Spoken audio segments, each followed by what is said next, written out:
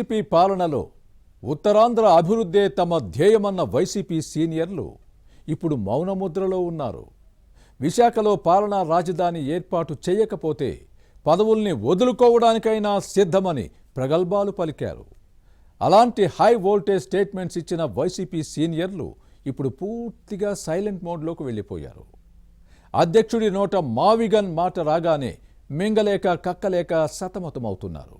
ఇంతకీ నాడు ఉత్తరాంధ్ర అభివృద్ధి కోసం ఏ త్యాగానికైనా సిద్ధమని నానా హంగామా చేసి నేడు నాలుగు కడుచుకుంటున్న వైసీపీ సీనియర్లు ఎవరు, ఏ జిల్లా? జగన్ మావిగన్ ప్రకటనతో వారు ఎలాంటి ఇబ్బందులు ఎదుర్కొంటున్నారు? నాటి స్టేట్మెంట్లతో నెటిజన్లు ఆ సీనియర్లను ఊతికారేస్తోన్న క్రమంలో ఆందోళన చెందుతున్నారా? పూర్తి వివరాలు ఈ స్టోరీలో చూద్దాం.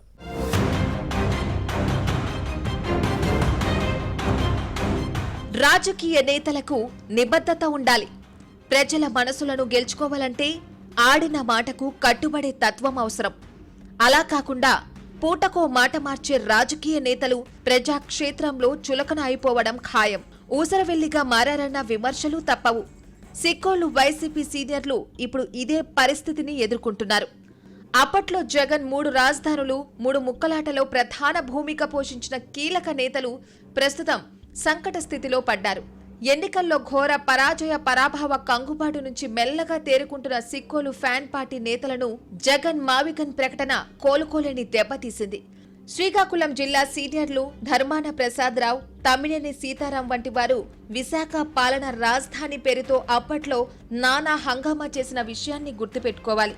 అవసరమైతే రాజకీయాలకు గుడ్ బై చెప్పి ఉత్తరాంధ్ర అభివృద్ధికి వీధి పోరాటాలు చేస్తామంటూ పెద్ద పెద్ద ప్రకటనలు చేసిన అంశాన్ని ప్రస్తావించుకోవాలి.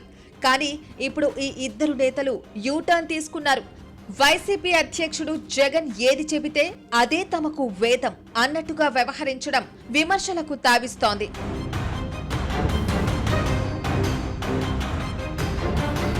ఏపీ రాజధాని అమరావతికి చట్టబద్ధత వచ్చింది. మావిగన్ ప్రతిపాదనను తెరపైకి తెచ్చిన జగన్ చివరికి నవ్వుల పాలయ్యారు. ఈ అంశం ఇప్పుడు సిక్కోలు వైసీపీ సీనియర్లకు తలనొప్పిగా మారింది. నాడు విశాఖ రాజధానిగా ఉత్తరాంధ్ర అభివృద్ధి పేరుతో హడావిడి చేసిన ధర్మాన ప్రసాదరావు, తమ్మినేని సీతారాం తమ పార్టీ అధ్యక్షుడు తెచ్చిన మావిగన్ ప్రతిపాదనతో ఆత్మరక్షణలో పడ్డారు. నాడు పలికిన ఉత్తర కుమార ప్రగల్భాలన్నీ తుస్సుమనడంతో ఈ నేతలకు తలపోటు తప్పడం లేదు. మరోవైపు ధర్మాన, తమ్మినేని గతంలో చేసిన ప్రకటనలను గుర్తు చేస్తూ నెటిజన్లు సోషల్ మీడియా వేదికగా ఏకిపారేస్తున్నారు. మరోవైపు పార్టీ అధ్యక్షుడు జగన్ సీనియర్లతో చర్చించకుండా ఏకపక్షంగా మావిగన్ ప్రకటన చేయడం మింగుడు పడని పరిణామంగా మారింది. 3 రాజధానులపై రాష్ట్ర ప్రజలు తమ వ్యతిరేకతను గత ఎన్నికల్లో చూపించారు. మళ్లీ ఇలాంటి కొత్త ప్రతిపాదన తెచ్చి ప్రజల్లో మరింత చులకన కావడం ఎందుకన్న భావనలో ఫ్యాన్ పార్టీ నేతలు ఉన్నారు.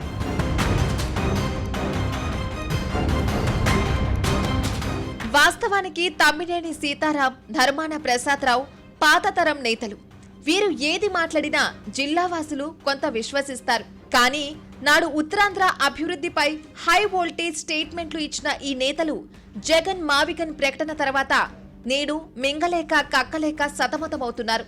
అసలే జిల్లాలో జీరోకు పడిపోయిన ఫ్యాన్ పార్టీ గ్రాఫ్ ఈ ప్రతిపాదన తర్వాత అధా పాతాళానికి నెట్టివేయబడిందన్న అభిప్రాయం వైసీపీ శ్రేణుల్లో వ్యక్తమవుతోంది. ఇలాంటి సమయంలో అప్పుడప్పుడు పొలిటికల్ స్క్రీన్ పై వస్తున్న సీనియర్లు జగన్ ఒత్తిడితో మావిగన్ లైన్లోనే వెళ్తున్నారు. లోపల మదన పడుతున్నప్పటికీ బయటకు మాత్రం తమ అధినేత నిర్ణయమే ఫైనల్ అన్నట్టుగా వ్యవహరిస్తున్నారు. మరోవైపు రాష్ట్రాన్ని పాలించిన జగన్ కు మావిగన్ అంశం ఇప్పుడే గుర్తుకు వచ్చిందా అంటూ సొంత పార్టీ నేతలే ప్రశ్నిస్తున్నారు. పార్టీ అంతర్గత సమావేశాల్లోనూ ఇదే ప్రస్తావన తెస్తున్న కార్యకర్తలకు ధర్మాన, తమ్మినేని సమాధానం చెప్పలేక తలలు పట్టుకుంటున్నారు.